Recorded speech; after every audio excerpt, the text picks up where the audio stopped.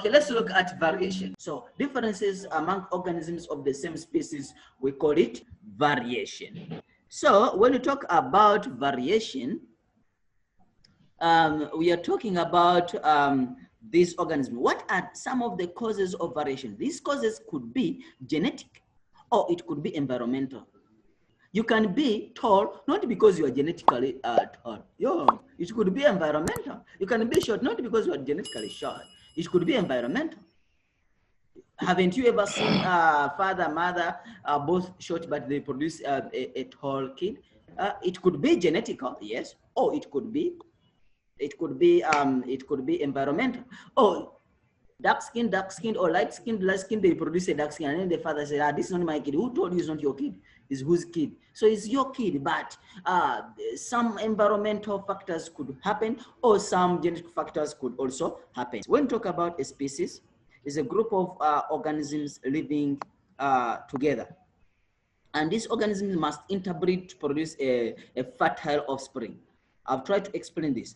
A group of living organisms consists of similar individuals, meaning the same group, capable of interbreeding. Interbreeding is sex, having sex and produce kids. That's interbreeding. Right? Courtship, you do the courtship and then you produce. I hope everyone is above 18. To produce fertile. Fertile means something which can reproduce again, or viable offsprings. Offsprings are babies. We saw them when you're talking about genetics. And then a population, if you have dogs, a lot of dogs in the same area, specific time, then we say that a population of dogs, population of plants. So when we talk about a population, it's a group of organisms of the same species. They must be living together and they must be able to interbreed. So if they can interbreed, then it means that it's just a population of those organisms. The reason why I've talked about the species and population, because variation happens in the species, or it happens in the population. That's why I try to do a recap of population and species. What are some of the causes of variation? Number one, crossing over. You remember we talked about crossing over. When we talk about crossing over, homologous chromosomes come together during prophase 1. You must be specific, prophase 1, and then the chromatids of the homologous chromosome, they cross over. When they cross over, you find out that they produce chromosomes with mixed genetic composition. You find out that this part came from this chromosome, while this part came from this chromosome. So this one came from this, and then this one came from this. So it means that genes have been mixed. That's why you have the father, you have the same mother, but you have different people. They appear, they don't even look alike. Sometimes you go even somewhere and they say, "Hey man, you resemble someone I know there." Does it mean that your father went to that lady and then impregnated her and without knowing? No, it's because you share the same ancestor. Then it means that you still have those genes within us. So crossing over, it helps in when homologous chromosomes from form pairs during prophase 1. I said prophase 1 is very important of meiosis. Crossover can occur as you see it here. Crossover occurs, as I've tried to explain, leads to new combination of genetic material in new cells. So if they separate during anaphase, they will go to different cells. Then it means that these cells, they will have different genetic material compared to the parents. If parents had this, then automatically the offspring, you will have this. So it means that you will have some characters from the father, some characters from the mother, but not all characters that you will be the same, exactly like the father. So crossing over helps in bringing about variation. Number 2, random arrangement of chromosomes. How do chromosomes randomly arrange? If you look at this, you'll find out that you can have this, maybe. Remember, they just do randomly. They are like chicken when they are going to mate. Okay, I'll talk about that. For example, we don't know whether this chromosome is going to be on this side or is going to be on this side. It can be like this. this color, and this color, or it could be like this. So we don't know which one is gonna be, which one is gonna be this side, this one is gonna be this side. And remember, here we're just showing 4 of them. They are not 4 different positions, as long as they are homologous chromosomes, but they have different positions. So you end up having different combination of, for example, in this case, you're gonna have this, you're gonna have this. In this case, you're gonna have this, you're gonna have this, and then you have another combination, you have another combination. So you end up having many combinations. So random arrangement of chromosomes during metaphase result in the gametes with unique. You'll find out that you have unique combinations of what? Of alleles. At the equator during metaphase allows different combinations of chromosomes or chromatids to go into each new cells, resulting in meiosis, making them different. So if you look at this sperm will be different from this sperm, and this sperm will be different from this sperm. All these, if you look at them, all of them, they are different, but it came from only 2 combinations, but you have many combinations. You have many combinations. So because of this, it will result, and you don't know which sperm is going to fertilize the ovum. So because of this, then it helps in bringing about variation. And then another one is random fertilization. Look at this egg, and look at these sperms. Look at these sperms. All these sperms, they are looking for this ovum. And we don't know which one is going to fertilize the ovum. You see, we don't know. So if it is like that, it is by chance, it's random. All these sperms are different, but we don't know which one is going to fertilize this. So if the guy produces like 100 million sperms, and then only one, and each sperm is different from the other, only one will fertilize the ovum. So what does it mean? It means that this time it will be a different sperm fertilizing. Another time it will be a different sperm fertilizing. Obviously, we will have different genetic makeup, and then we will have what you call variation. We will have some differences among us. That's why you have different colors, you have different heights, you have different sizes, you have different length of hair. You have why? Because of the genes are being mixed up during these processes. So you're saying that any sperm stand a chance of fertilizing an egg or cell. You see how fast your sperm was. I told you that you were lucky. How fast your sperm was to fertilize the ovum, so that at least you can exist. If your sperm did not fertilize an ovum, and then another sperm fertilized, you think you would have existed. Someone else would have existed, not you. But your sperm was smart, was faster, everything was perfect, and then it was able to fertilize the ovum, and then you are existing. So you're saying between different ovum and then different sperm cells formed by meiosis, resulting offsprings that are different from each other. We saw that you have different sperms. Each sperm each cell is different from the other. So it shows that random fertilization can help in bringing about variation. Not each individual is capable of producing over 8 million sperm. You see? Hey, do you know the meaning of 8 million sperm? If they give you 8 million rand, are you going to be rich or poor? Obviously, you're going to be rich. So now imagine that is sperm. 8 million sperm are potential. When you talk about potential, it means that those which can fertilize, because we have other sperms which cannot fertilize. But random chance of any one sperm and egg coming together is a product of these 2 possibilities. Look, 70 trillion different combinations. That is the chance. You see how it means that you won a barrel of 70 trillion. 70 trillion. Even the budget of South Africa might not be 70 trillion. I don't know. I'm not a politician, but it might not be a 70 trillion. This is a lot of money. It's a lot of money if it is terms of money. But sperms, you have all these chances, but your sperm was able to fertilize. So it means that random fertilization can bring about variation. So it is also a cause of variation. Let's look at random mating. Random mating, you just met whoever comes to your face. For example, if you are chasing this one and then someone comes, crosses your eyes, or your eyes, then you leave the other and then you go with this one. That is a random mating. Whatever comes to your face is what you mate. I think the people who make a random mating are the so-called, they call them mahoshas, eh? Yeah, they do random mating. Whoever comes, yeah, they go. What they're about is money. So that's what you call random mating. So mating takes place within species randomly. If you look at this, yes, this can mate with this can mate with this can mate with this.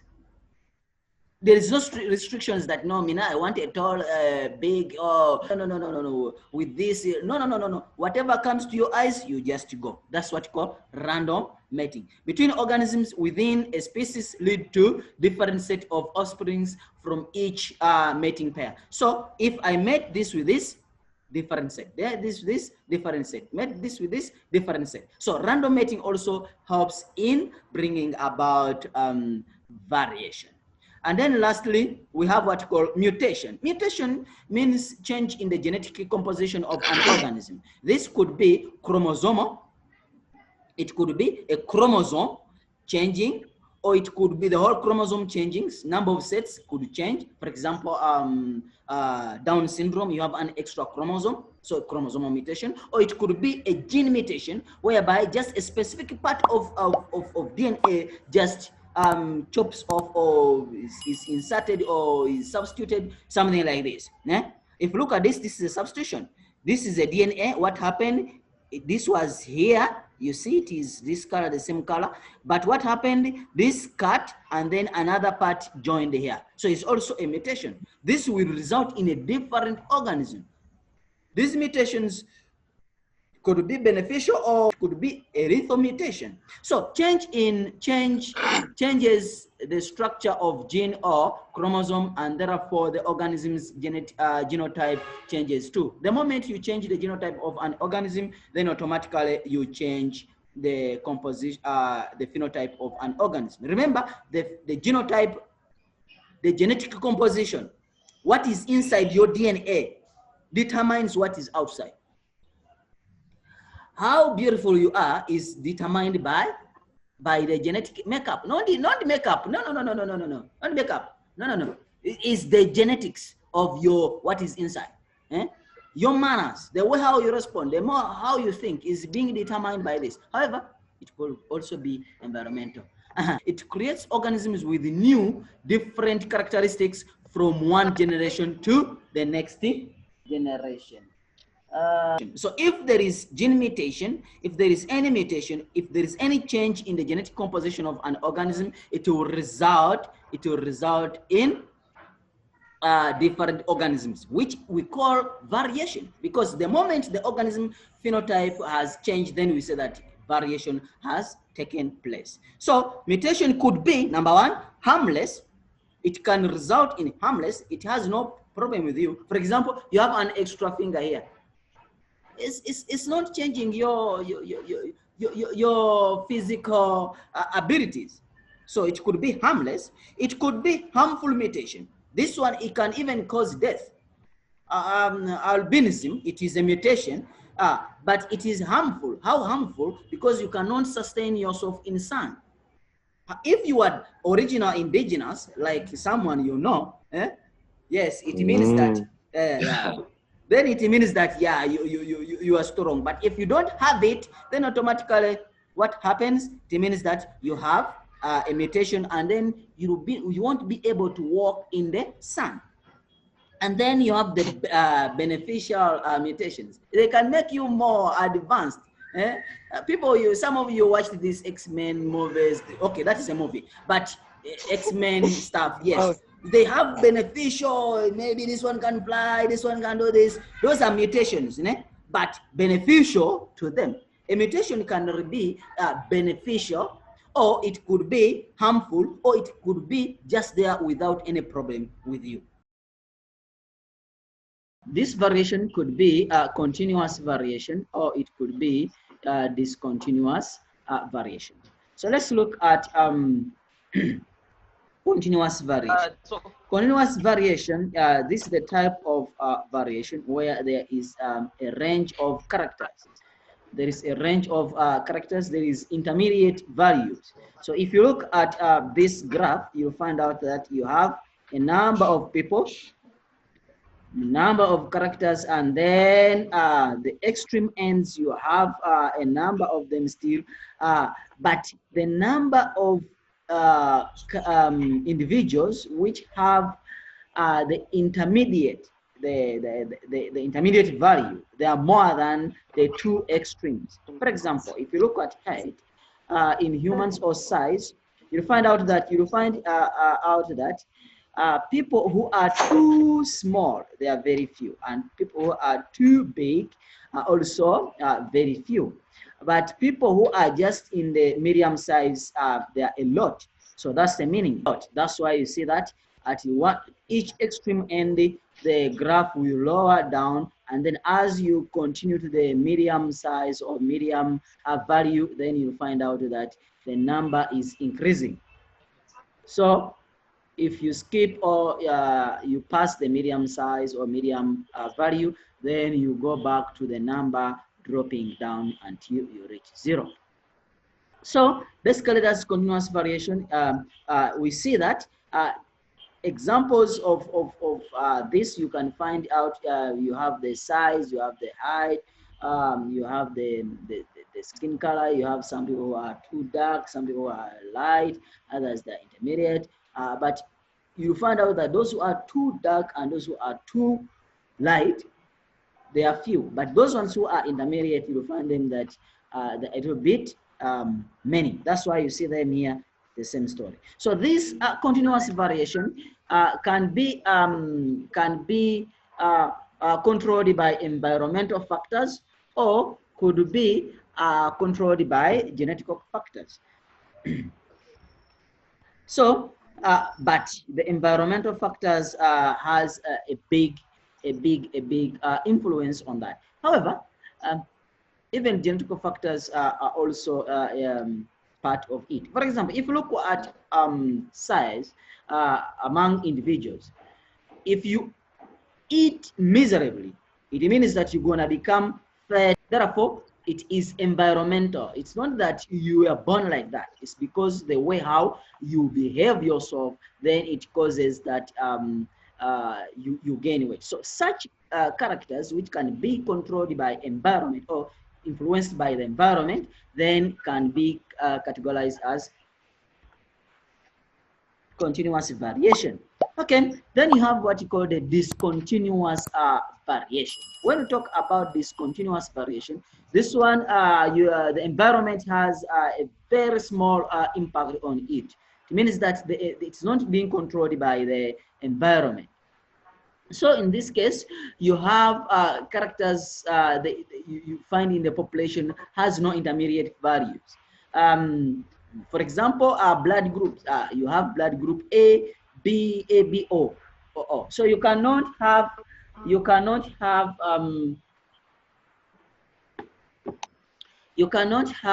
these blood groups. You cannot have blood group.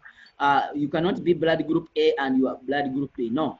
You cannot be in between there. No, you are either A, B, or O. You cannot be halfway or halfway A, halfway or halfway B. No. You either A, you are B, you are A, B, you are O. So it means that there is no intermediate in between there. But if you look at height, you'll find out someone is too tall, someone is next to there, another, the next